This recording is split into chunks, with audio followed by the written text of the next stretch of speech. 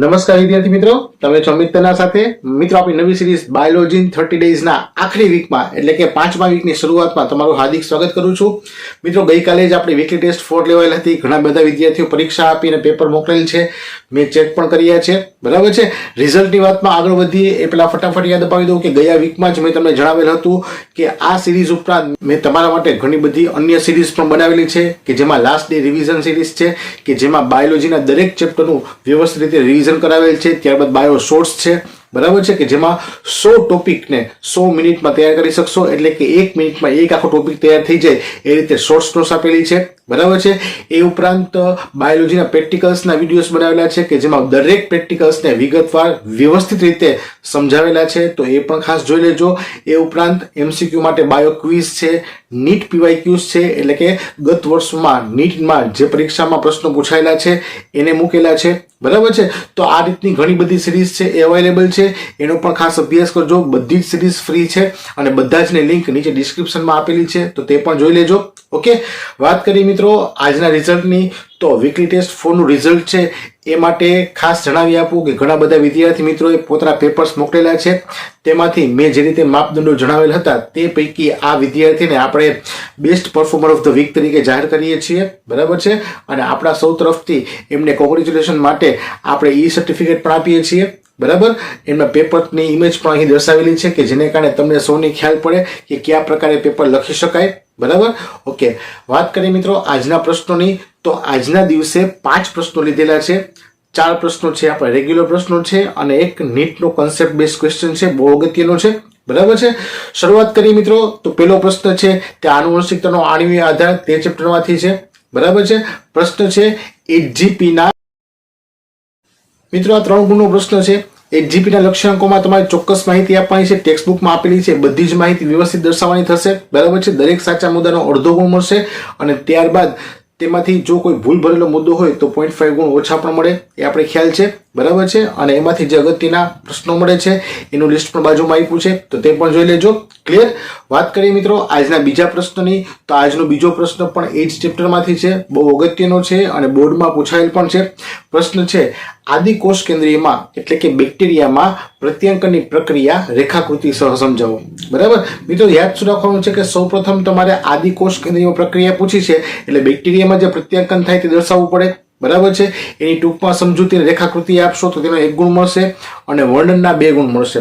વર્ણનમાં શું લખવાનું છે તો સૌપ્રથમ જે પ્રારંભ થાય છે તે, ત્યારબાદ પ્રક્રિયા અને છેલ્લે અંત એટલે કે સમાપન થાય છે તે દર્શાવવું પડે અને તેમાં કયા કયા ઉત્સેચકો કઈ રીતે કાર્ય કરે છે તેની પણ માહિતી આપવી પડે.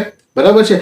તો આ આખી પ્રક્રિયા તમે રેખાકૃતિ સહ આપશો તો તેના મળશે તમને 3 ગુણ અને એમાંથી જે MCQ પ્રકારના પ્રશ્નો મળે છે તો તેનું લિસ્ટ પણ બાજુમાં આપ્યું છે, એ પણ જોઈ લેજો. ક્લિયર. મિત્રો, જો ત્રીજો પ્રશ્ન છે એ પણ એમાંથી જ છે અને પ્રત્યાંકનમાંથી જ છે અને તે છે સુકોષ કેન્દ્રીય સજીવોમાં પ્રત્યાંકનની પ્રક્રિયા રેખાકૃતિ સહ વર્ણવો. બરાબર છે. મિત્રો, બંને પ્રશ્નો સાથે જ આપું છું, એટલે કે આદિકોષ કેન્દ્રીયમાં અને સુકોષ કેન્દ્રીયમાં બંનેમાં પ્રત્યાંકન સાથે એટલા માટે આપું છું કે તમારે એકબીજામાં મિક્સ ન થઈ જાય એનું ધ્યાન રહે. બરાબર છે. બંને પ્રશ્નો સાથે તૈયાર કરશો એટલે તમને ચોક્કસ ધ્યાન રહેશે કે કયા પ્રશ્નમાં શું લખવાનું છે. બરાબર છે. આદિકોષ કેન્દ્રીયમાં આપણે રેખાકૃતિનો 1 ગુણ હતો, આમાં પણ એ જ રીતે કે સુકોષ કેન્દ્રીય પ્રક્રિયામાં રેખાકૃતિ છે એનો 1 ગુણ પ્રાપ્ત થશે. પરંતુ વર્ણનમાં તમારે શું ધ્યાન રાખવાનું છે કે તમારે ઉત્સેચકોની માહિતી તો આપવાની જ છે, પરંતુ સાથે સાથે ઇન્ટ્રોન્સ, એક્ઝોન્સ, પોલી એ ટેલ છે, ત્યારબાદ એમાં સ્પ્લિઝિંગ પ્રોસેસ થાય છે, તો એ બધી જ માહિતી તમારે આમાં ઇન્ક્લુડ કરવી પડશે. એટલે કે આમ જોઈએ તો આ પ્રશ્ન વેરી મોસ્ટ ઇમ્પોર્ટન્ટ કહી શકાય. બરાબર છે. તો આ રીતે 3 ગુણ માટે તમારે પ્રશ્ન તૈયાર કરવાનો થશે. ક્લિયર. અને આ પ્રશ્નમાંથી જે અગત્યના MCQ પ્રકારના પ્રશ્નો મળે છે તો તેનું લિસ્ટ પણ બાજુમાં આપ્યું છે, એ પણ જોઈ લેજો.